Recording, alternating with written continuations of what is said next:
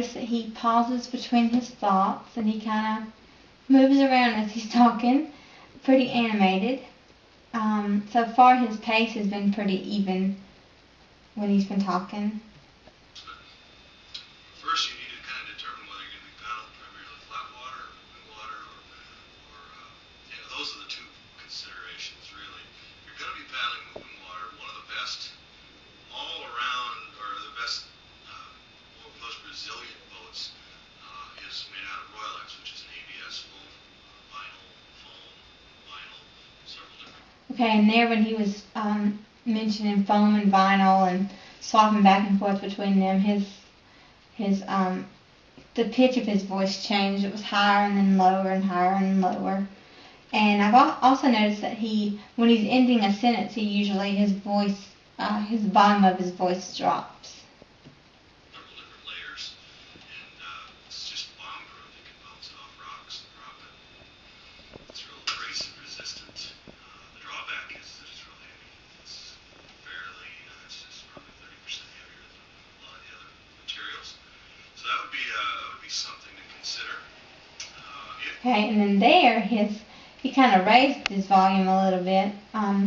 After he was comparing them, and then making a generalized statement, he kind of his volume was louder there. If you're going to be paddling, doing tripping or big open water, the two that are most common are fiberglass and Kevlar.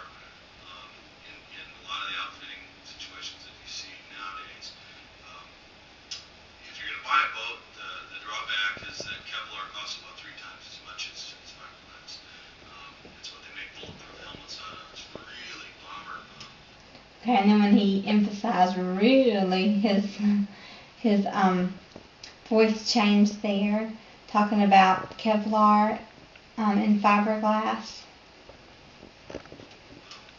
As far as its tensile strength, it's real light. But the drawback is that it is also a little more difficult to repair. And he's saying a lot. He's using that word a lot when he's talking. To repair if you do get it punctured, if the wind blows it off your shoulders and hits a rock and patch. Fiberglass, very similar characteristics as far as the layout of the hull. You can form it real nice angles layout. I think his vocabulary choices are good. That when he's describing the different types of canoes so far, the Kevlar and the fiberglass. Layups are sharp, make you more or less resistant to water, and it's a touch heavier than Kevlar, and that I guess is probably. And he looks down a lot when he's talking, usually at the end of a statement or end of a thought, before he starts a new one.